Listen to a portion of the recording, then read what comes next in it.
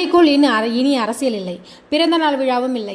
அமைச்சர் ராஜ்மோகனின் அதிரடி அறிவிப்பு. என்ன காரணம்? தமிழக பள்ளி கல்வித்துறையில மிக முக்கியமான மாற்றத்தை அறிவித்துள்ளார் அமைச்சர் ராஜ்மோகன். இந்த அறிவிப்பு ஆசிரியர்கள், மாணவர்கள், பெற்றோர்கள் மற்றும் பள்ளி நிர்வாகத்தினர் மத்தியில் பரவலான கவனத்தை பெற்றுள்ளது. அமைச்சர் வெளியிட்டுள்ள முக்கியமான அறிவிப்பு என்ன அப்படின்னா, இனி பள்ளி வளாகத்தில் தேவையின்றி வெளிநபர்கள் யாரும் உள்ளே நுழைய அனுமதிக்க மாட்டார்கள். மேலும் அரசு நடத்தும் அங்கே பார்த்தோம்னா அனுமதிக்கப்பட மாட்டாங்க. அதுக்கப்புறம் அரசு சார்பில் நடத்தப்படும் அதிகாரப்பூர்வ நிகழ்வுகளை தவிர பிறந்தநாள் விழாக்கள், தனியார் அமைப்புகள் நிகழ்ச்சிகள் அல்லது அரசு சாரா எந்த நிகழ்வுகளுக்கும் பள்ளி வளாகங்களில் நடத்தக்கூடாது அப்படின்னு தெளிவாக சொல்லியிருக்காங்க.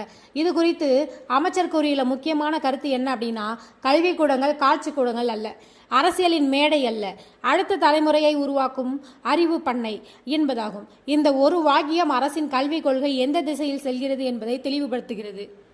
ஏன் இந்த புதிய கட்டுப்பாடு? கடந்த சில ஆண்டுகளாக பல பள்ளிகளில் கல்வி சாராத நிகழ்ச்சிகள் அதிகரித்து வந்ததாக குற்றச்சாட்டுகள் எழுந்தன. சில இடங்களில் அரசியல் பிரமுகர்கள், அமைப்புகள், தனியார் நிறுவனங்கள், சமூக அமைப்புகள் போன்றவை பள்ளி வளாகங்களை தங்களது நிகழ்ச்சிகளுக்கு பயன்படுத்தியதாகவும் சொல்லப்பட்டது. இதனால் மாணவர்களுடைய படிப்பு நேரம் பாதிக்கப்படுவதுடன் பள்ளியுடைய கல்வி சூழலும் சீர்குலைந்து வருகிறது அப்படிங்கிற கருத்து கல்வியாளர்களிடையே இருந்துச்சு. இதற்கு தீர்வு காணும் முயற்சியாகவே இந்த நடவடிக்கை எடுக்கப்பட்டதாக பார்க்கப்படுது. பிறந்தநாள் விழாக்கு ஏன் தடை? சில பள்ளிகளில் ஆசிரியர்கள், நிர்வாகிகள் அல்லது அரசியல் பிரமுகர்களின் பிறந்த நாளை மாணவர்களை வைத்து கொண்டாடும் நடைமுறைகள் இருந்தது. அது அப்படி சொல்லப்படுது. கேக் வெட்டுவதால் பேனர்கள் வைப்பது, மாணவர்களை வரிசையில் நிறுத்துவது, இது போன்ற செயல்கள் கல்வியோடு தொடர்பு இல்லாதா அப்படிங்கிறதுனாலும் அவற்றை தவிர்க்க அரசு முடிவு செய்துள்ளது. பள்ளி என்பது கல்வி கற்கும் இடம், கொண்டாட்ட மையம் அல்ல என்பதே அரசின் நிலைப்பாடை அதிகரிக்கிறது. வெளிநபர்கள் நுழைவதுக்கு புதிய கட்டுப்பாடு. இனி தேவையில்லாமல் யாரும் பள்ளிக்கு செல்ல முடியாது. அரசு அனுமதி பெற்ற அதிகாரிகள் அல்லது அதிகாரப்பூர்வ பணிக்காக வரும் நபர்கள் மட்டுமே பள்ளிகளுக்கு நுழைய முடியும்.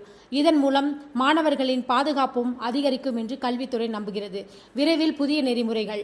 பள்ளிகளில் நடைபெறும் அனைத்து நிகழ்வுகளுக்கும் விரிவான வழிகாட்டுதல்கள் விரைவில் அமல்படுத்தப்படும் அப்படின்னு சொல்லியிருக்கிறாங்க.